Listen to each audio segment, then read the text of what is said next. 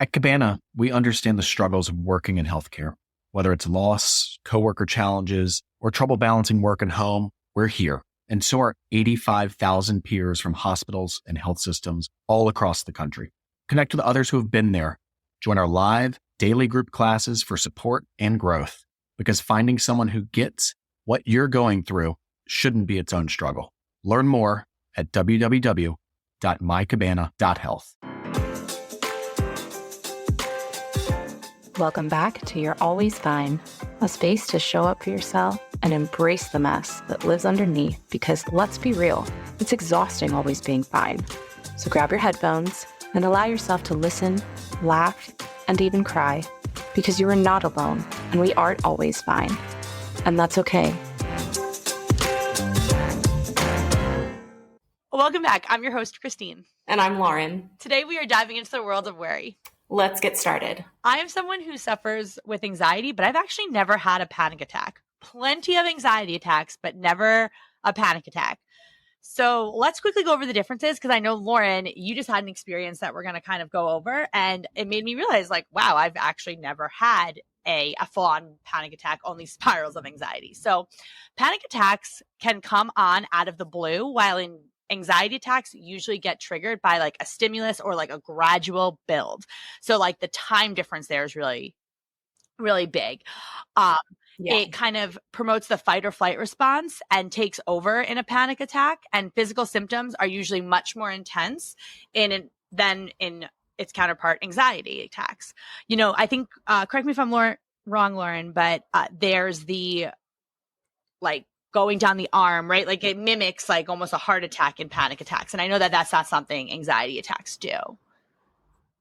Yeah, I mean, you can definitely have some symptoms with an anxiety attack, but usually, just like you said, like the physical symptoms are more intense usually in a panic attack. Panic attacks usually bring about that derealization, the detachment with the surroundings, and the depersonalization, the detachment from one yourself, feeling like you're going to die, feel like you're losing control. Yes. Oh, 100%. So I want to kick it back to you because when we were thinking of a topic for this week's episode, you know, you're like, I think I have a great one. So why don't you tell everyone what happened? Yeah. So a couple weeks ago, I had a panic attack. And I do suffer from anxiety and that worrisome mindset.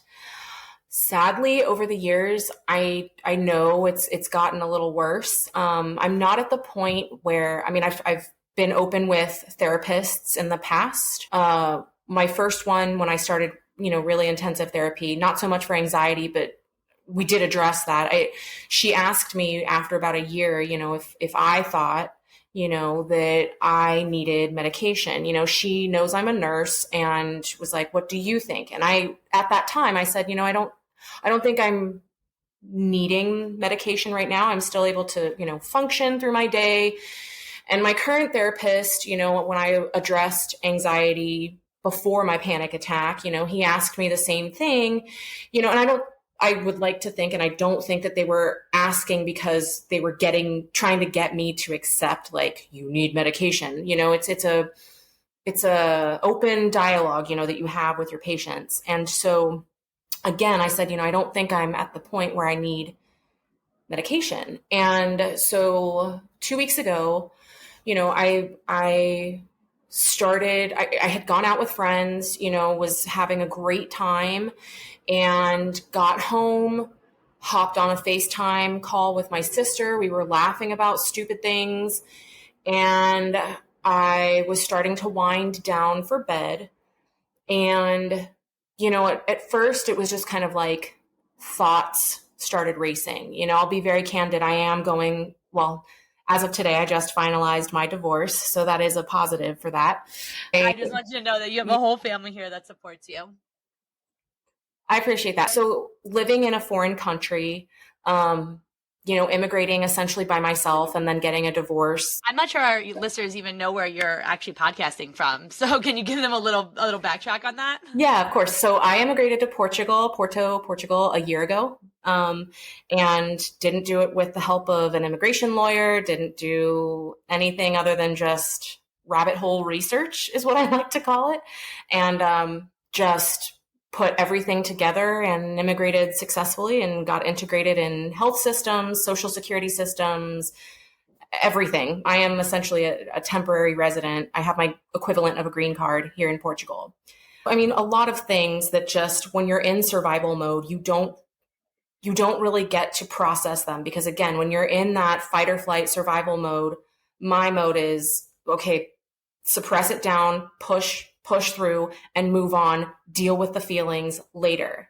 So imagine my surprise when about a year later of just, I call it my bullshit year, still lots of growth and lots of ups and downs and twists and turns, but I'm, like Elton John said, I'm still standing. Was that Friday it came crashing down kind of thing? Or that Friday though, it was like doom and gloom death metal, where I was like, oh. And so again, imagine my surprise when I thought, okay, I'm kind of over the hump. I'm settled, for the most part.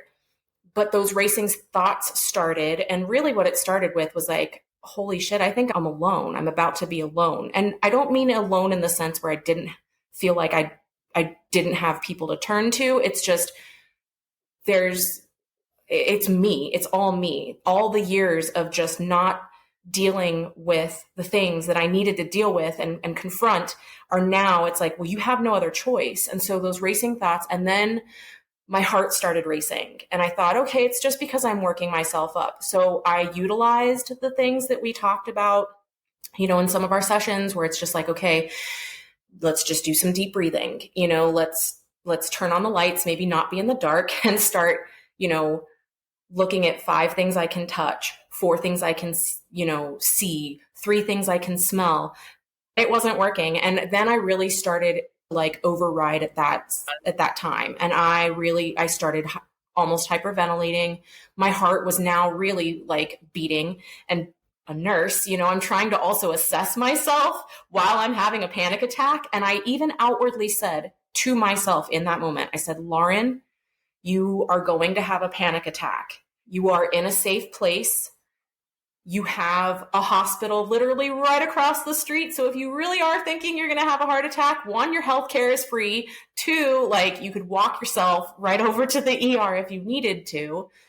That wasn't good enough. So at that point, I was like, okay, I need to talk to somebody. So this is, 1:30 in the morning, which Europeans tend to go to bed late anyway, but I'm friends primarily with a lot of American immigrants. They all got bedtimes. So I started frantically dialing through like recent people that I had just either seen, texted, talked to, like quick dial, I went through about 4 people. And then finally, shout out to Delaney for picking up the phone, because she's got weird bedtimes. And she even answered the phone, because everybody jokes I have an old lady bedtime. I'm usually like, all right, everybody, I'm out 11 p.m. Time for me to go wind down. So she answered the phone. She's like, hello, is this a butt dial? Like, shouldn't you be asleep? And I immediately just blurted out in my shaky voice, I said, I'm having a panic attack. I just need you to stay on the phone with me. Luckily, she's an ICU nurse. So that was also like really like serendipitous that she was the one that happened to call or to pick up.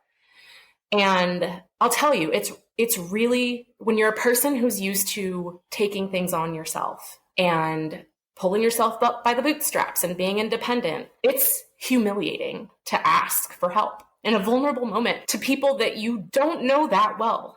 But I'm so glad I did. I'm so glad I did, because my options were to remain in this like panicked state and letting my humility override, or saying, that's so silly. Like, you have people, let people help you. Let them show you that they can be there for you. And so I stayed on the phone with her for about an hour and a half. I quite frankly, sorry, Delaney, I don't really remember all of what we talked about, but she made me laugh and giggle a couple times. She told me some, really funny stories. I do remember that.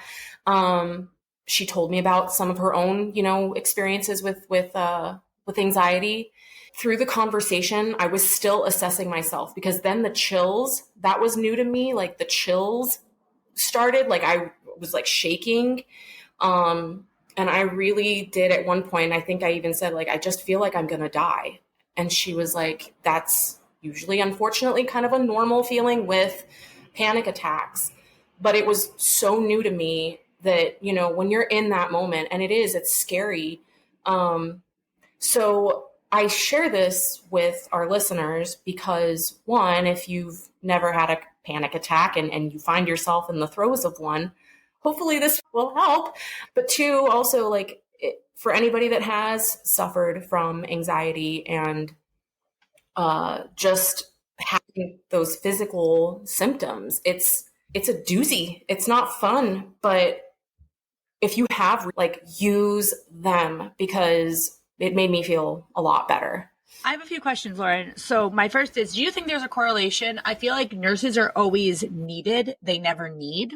Do you think that there's like some dynamic there that like kind of pushes that forward too, of like not wanting to reach out to your friends? Yes. Yes, 100%. Because, I mean, I'm not saying that's like the totality of it and that's like it.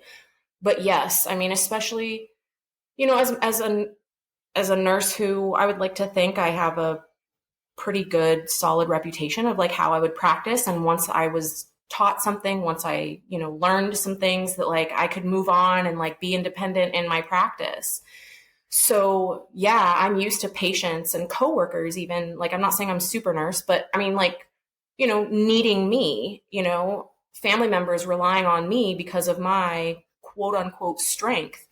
But when I don't feel strong, I'm like, who the hell am I supposed to turn to? Like, now I need somebody, and I don't know what that looks like. I don't know. I'm learning what it is to let myself need. Do you feel that there's some sort of threat to your identity when you need something? Yes. Yes, I do. I'm not a person that's used to needing anybody, anything.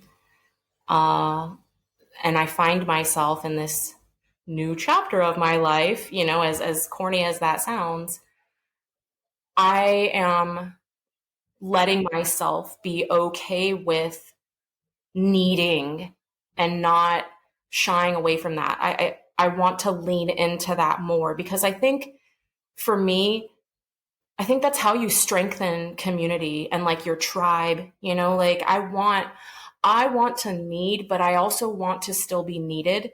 And I want my friends and my family and patients that I may come across in the future, you know, I want them to feel like they can rely on me too, you know, but I also, that goes both ways, you know, and I want to let people continue to be there for me. I think that's such a good point, because I think that especially with anxiety, sometimes I know for me, like it can come out like a very slow and gradual thing where next thing I know, I genuinely feel crazy because like I've lost all control of myself. Yes. And then there's like that vulnerability, right? That makes me feel like when I'm then back to baseline, how is anyone going to take me seriously? I just freaked out about like moving a piece of furniture and like it wasn't done the way I wanted it to be done. And so like, you know, but even though it wasn't just that, it was just like that was just the straw that broke the camel's back, if you will. Yeah, I definitely relate to that. I mean, I also am a person who, you know, I know we talked about this last episode, but just like still lives in this unrealistic realm that thinks she has control and perfection, you know, and it's, oh, things just come crashing down, you know, and you know, it's like you and I have talked about, Christine, you know, it's like embracing that mess. It's one of the opening things we've said about our podcast, you know, like embracing that mess, because it will sort itself out, whether you're able to do it on your own or you have other people singing the cleanup song with you, you know? I loved that, Barney. Clean up, everybody clean up. I find myself even at work, it's like when I don't know something or I don't whatever, it's like I want to do all the research and I want to make everything into a perfect bow because I don't want anyone to, I don't know, like find out that I have a weakness. And I think that that's part of that anxiety for me, you know, is just like not having it all together, whatever the heck together is. Yeah, exactly. I mean, I was joking with my sister and I said, you know, like, okay, I'm almost 40. Like, and it's not because I'm like, I don't want to age. No, I look forward to getting older. I do. what I don't look forward to is, not being able or capable, whether that's physically, emotionally, mentally. I want to like build this fortress around each of those facets of my life so that when I do get to a point where I can't anymore, like move or whatever, that I at least have built up that fortress within myself where I'm like, self-soothing, acceptance, and getting to, getting over another hump. It's so funny though. I think that just everything you said was things that like self-soothing, self this, but sometimes self-soothing, self-care is also, inviting other people into that space. Yes. And I think that's the hard part is knowing when you have to self-soothe and when self-soothing and self-care and everything is bringing. And a good example is my anxiety around asking you to reschedule. I think we've rescheduled this like 3 times to record this episode because and every time it was so hard for me to be like, I don't think I can get on the mic today. I don't think, but like that was part of, right, like that growing and sharing, but anxiety around having to tell you that I couldn't do something and I wasn't capable of all things was terrifying. I'm sure. And I mean, I'm just glad that you did share that with me, that you were like, look, I'm not at 100%. I value that. I value people that are vulnerable like that because it lets me know, hey, you know what?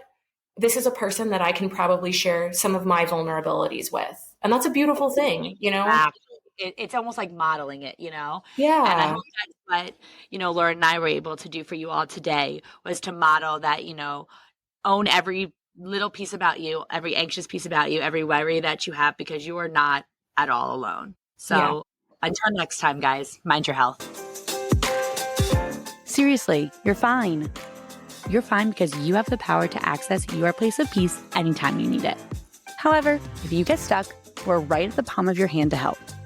Check out our show notes for this week's source list, recommended content, and Cabana live group schedule.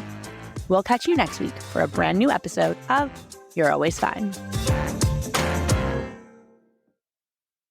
The team at Cabana has found your reset button. The answer? Cabana Pods. Acoustic, soundproof booths with immersive micro vacations proven to boost your mood in just 5 minutes. To learn more about Cabana Pods, visit www.evenhealth.com/pods.